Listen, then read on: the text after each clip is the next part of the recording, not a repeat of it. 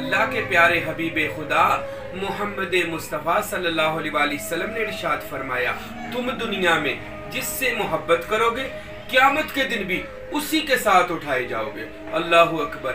आज ये आलमी दिन मोहब्बत का मना रहे हैं। मेरे भाइयों, मोहब्बत का हर दिन ही आलमी दिन होना चाहिए, हर दिन ही मोहब्बत का दिन, मगर वो मोहब्बत हमें अपने रसूल खुदा मोहम्मद मुस्तफ़ा सल्लल्लाहु अलैहि वसल्लम, उनकी अहले बैत और सहाबा और औलिया अल्लाह के साथ होनी चाहिए, जो क़यामत के दिन मेरी और आपकी बख्शिश का वसीला बनेगी।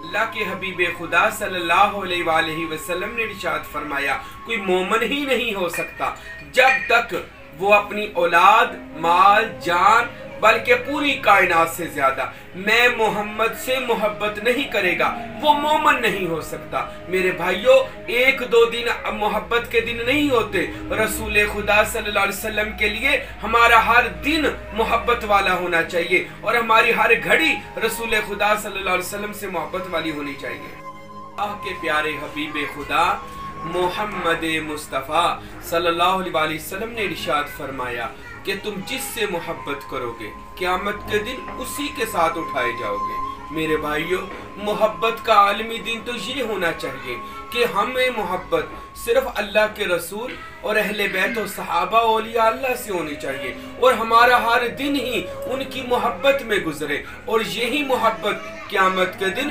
हमारी बख्शिश का सामान और जरिया बन जाएगा। अल्लाह के प्यारे हबीब सल्लल्लाहु अलैहि वसल्लम ने इरशाद फरमाया कि कोई भी मोमिन और मुसलमान नहीं हो सकता जब तक वो अपनी जान, माल, औलाद, माँ बाप, बल्कि पूरी कायनात से ज्यादा वो मुझसे मोहब्बत ना करे, वो मोमिन नहीं हो सकता। यानी कि हमारी जन्नत में जाने की सबसे बड़ी जो ईमान की कसौटी है वो मोहब्बत रसूल है। हमारा आइडियल और हमारी मोहब्बत रसूल खुदा जनाब मुहम्मद रसूलुल्लाह सल्लल्लाहु अलैहि वसल्लम की ज़ाते बाबरकत होनी चाहिए।